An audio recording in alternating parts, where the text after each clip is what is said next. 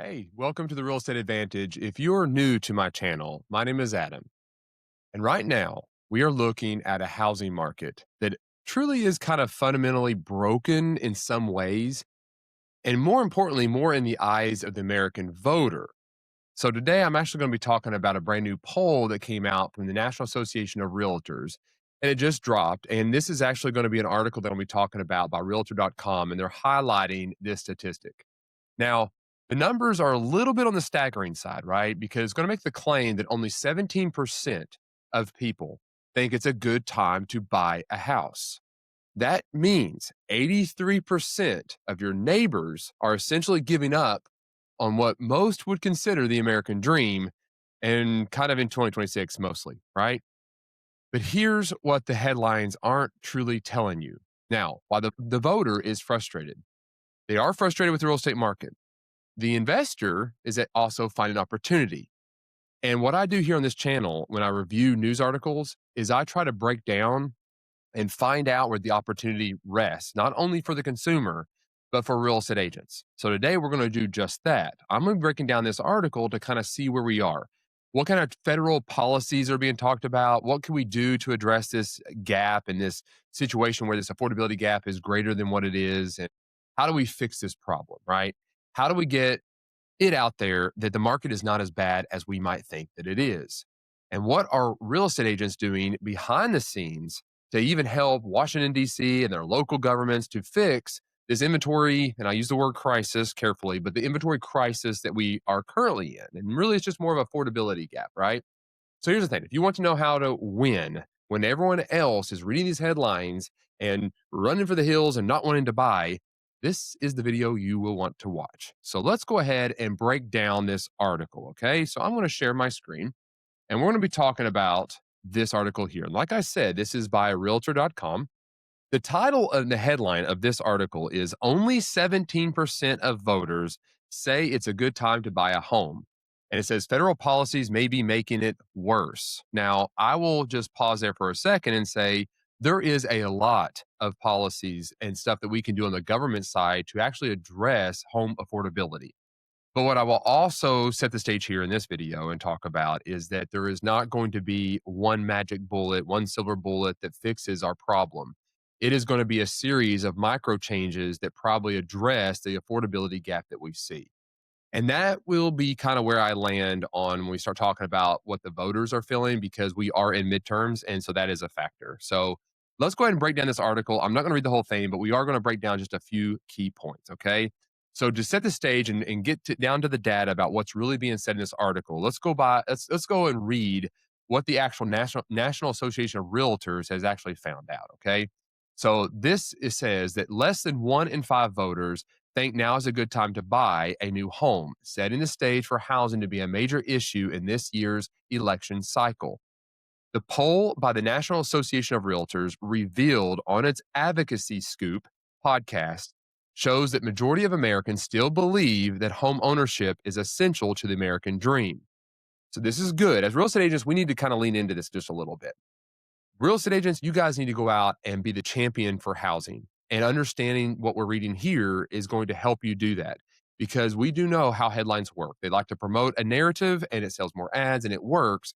We got to be able to cut through some of this noise and get down to the data and see what's really going on here. So let's take our time and let's break this thing down. And I'll give you some of my thoughts as we go. And I'll go back and give you some of my thoughts on this. Okay. All right.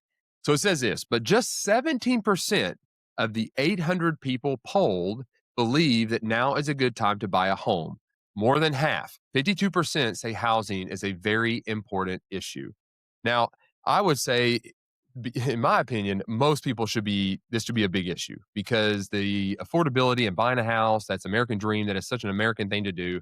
And I think it should be a much bigger issue than just half people saying that. But that's people's opinion. Now, something to note here, they only polled 800 people. So it's not a very large poll to kind of get down. And we don't know the data as far as who they asked. So let's just go with this, but let's just use this as a basic foundation to have this discussion with, okay?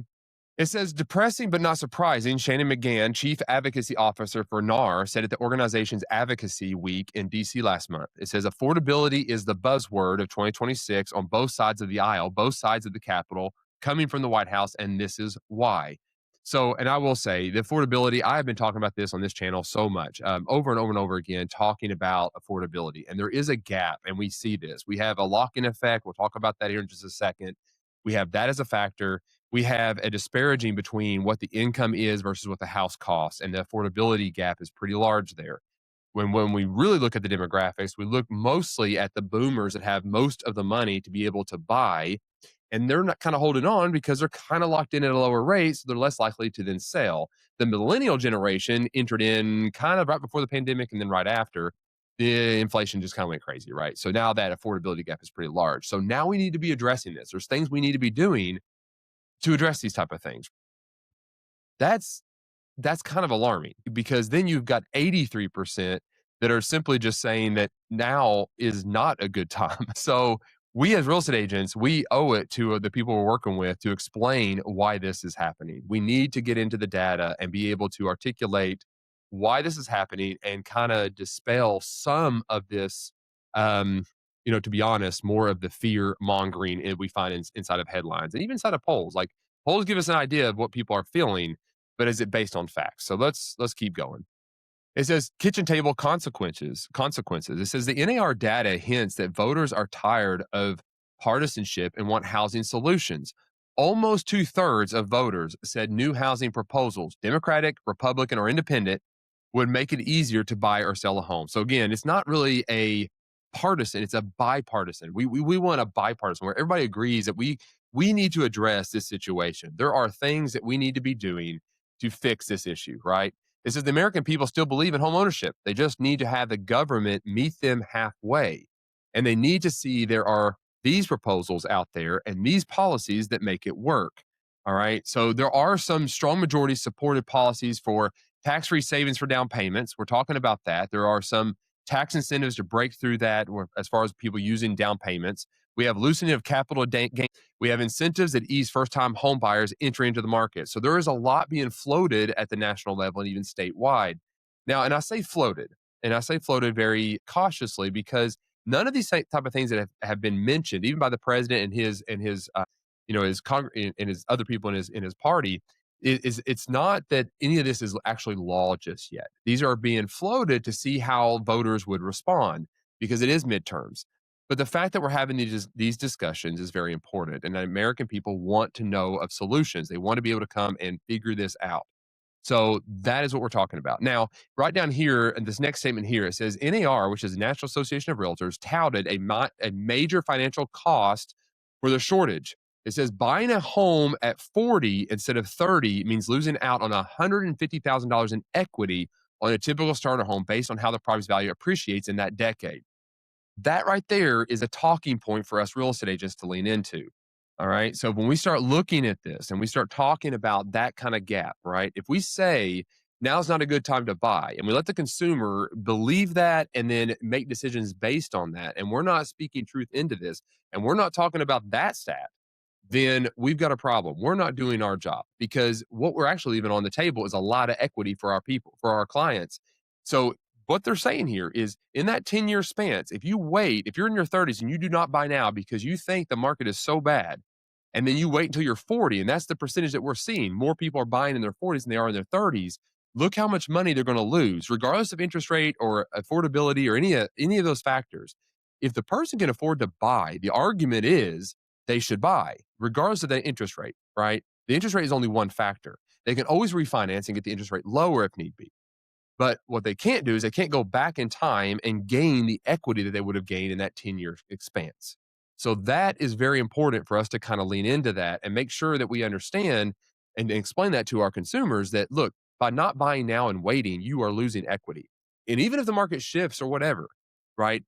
We are still gaining equity. It might tank, but you have a 10-year window where it can build back up and you still have a protected asset. So we need to be having this kind of conversation. It says voter sentiment reaches Washington. Okay, reaches Washington. It says this: even those who already own a home feel stuck, and almost half said a major barrier stops them from moving. Our data shows about 35% say they can't afford to give up a low mortgage rate, while 16% can't afford the capital gains tax. There are no affordable options nearby, and an additional 30% said. All right, so let's pause for just a second here and let's explain those 2 points. And these are things that can be considered at the national level. First and foremost is interest rates, okay? And this is alluding to the whole concept of the lock-in effect. And I talk about this on my channel all the time. The lock-in effect is in essence is those that had bought during the low interest rate period, which was mostly during the pandemic, had a 2.5 to 3.5, some 4% interest rates. Okay, so that's the lock-in effect. They bought when the interest rate was so low that that's what they now currently have as an interest rate. They are locked in because they don't feel like they should go out and buy a house just yet, because if they do, they can't get that rate again. So they're not gaining as much equity. And there's an argument to be had that that is true. Now, there are some scenarios where that might not be true. Like if it's a particular family and life circumstances have changed, if let's say they were a baby boomer and they had the kids at the home 10 years ago or 5 years ago, sorry, and that they lived at home and now they moved on and now they got this bigger house, even though they might have a lower interest rate, they have a lot more equity in that house now than they had before. And now they also have much larger bills because they have a larger home. That would still be a circumstance where that particular demographic might not be locked in. But let's go with the argument that there is still a majority of people that are locked into their home because of the mortgage rate that they currently have. Here's the thing about this. Even if Washington, D.C. does nothing to address the lock in effect, and basically all they could do there is by reducing interest rates down.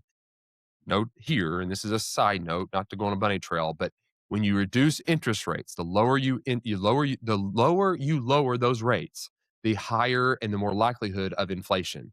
So if we go really low on the rates, we end up having less inventory, and then the homes go up in price. Okay, so there is a balancing act here when it comes to the interest rate.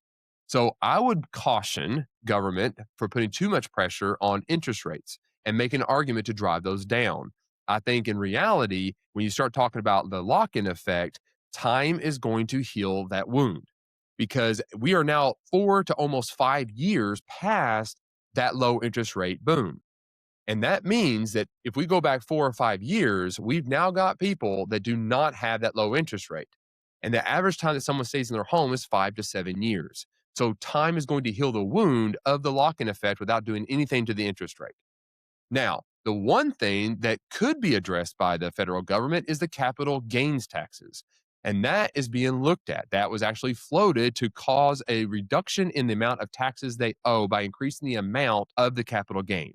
It used to be, I think it was $500,000 for a single up to 1 million, and now it's going to be 1 million up to 15. So, but yet this is not law just yet. This is still being discussed. But that is something that the government can do, right? That is a maneuver and a tax incentive that can be done at the federal level. So that's what they're alluding to there. It says NAR is lobbying for several major law changes it says would help the housing shortage. In particular, changes to capital gains tax. The data shows voters support solutions. Public opinion strategists and Hart Research helped NAR collect the data. It says both Democrats and Republicans have proposed solutions to housing affordability aiming at deregulation at the federal and state level. This is where I would say is a good thing. We need to see some deregulation take place to reduce the burden upon the person that is selling on the tax side of things. And that does put more money into their pocket. All right. It says President Donald Trump floated several ideas, including depreciation credits and limits on investor activity. But he says he wants policies that make it easier to buy a home without reducing home values.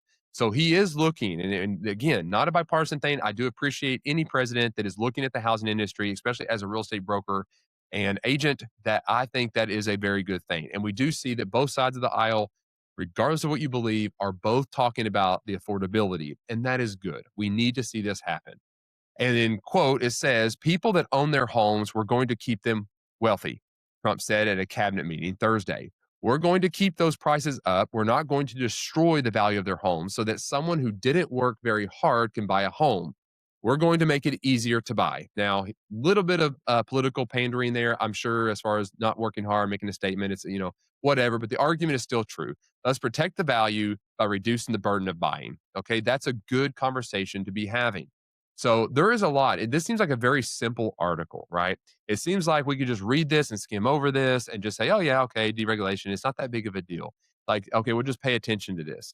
But like what I always teach everybody that listens to this channel and my own agents is that when you read articles like this, it behooves you to take your time and dissect what is being discussed and being able to apply that and find opportunity in your markets. And so we have talked about that already. And let me just say this. I have been in the real estate industry for over 20 years now. I have seen the Great Recession. I saw the pandemic boom. And now I am sitting here in what some have called the frozen market of 2026. I remember back in 2008 when everyone said they would never buy again, right? And those who did are the very ones who retired wealthy 5 years ago probably, or maybe a little bit more, right? They're the ones that did buy again, they settled a bunch of equity and they now have retired and they've got money. All right? So these are my boots on the ground perspective that I'm talking about. News reports like this is for the crowd. They are for, panhandling and getting excitement out there. But wealth is built inside of the housing industry and it's built on an individual level. These people are writing these articles are not concerned about your wealth. They're not talking about the equity that you're gained. Going back to what we were talking about this gap, if you were to wait 10 years and then buy, for every year that you wait, you lose equity. And you have to do the math. So as real estate agents, do the math in your market. Find out what the affordability gap is. What kind of jobs are out there? Find those numbers and put it to the calculator and see what is the benefit of somebody buying a house in your local market.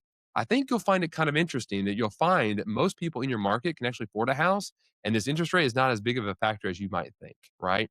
So I would take my time and do that. I would also begin to research the low hanging fruit on the lock in effect. You're looking at the 4 to 5 years back. That's where you're going to find your clients. Those are the ones that are not locked into a lower rate. They are buying and they bought at 7 to 8% in some cases, but averaging right around the 7% rate 4 or 5 years ago. For them to sell or buy, it's exactly the same market, if not a little bit better now. So this whole interest rate, this whole fear of the voters not wanting to buy, the majority of them saying that they're scared to buy, all of that, to be honest, is not based on the facts that we find inside of the data. I would say now is an excellent time to buy. If you're worried about the interest rate, you go back and you refinance. So if you're a consumer listening to this video, thank you for watching. Go buy a house because I think you should start building equity right now. All right. Now, I will say the housing market, it is complicated. There's a very difficult situation where we try to balance things. But the reality is your strategy shouldn't be complicated. What I would encourage you to be is do not be a part of the 83% who wait until the news tells them it's safe, or don't be the real estate agent that doesn't explain to the consumer what the risks are of waiting. Because if you wait, by then, the prices will already be out of reach. You will have lost a bunch of equity and lost any kind of leverage that you could have had if you had bought now. So, if you found this valuable and this breakdown of this news article has been helpful, would you consider hitting that subscribe button and join our community here at the Real Estate Advantage? I'm Adam, and I'll see you on the next one. Keep moving forward.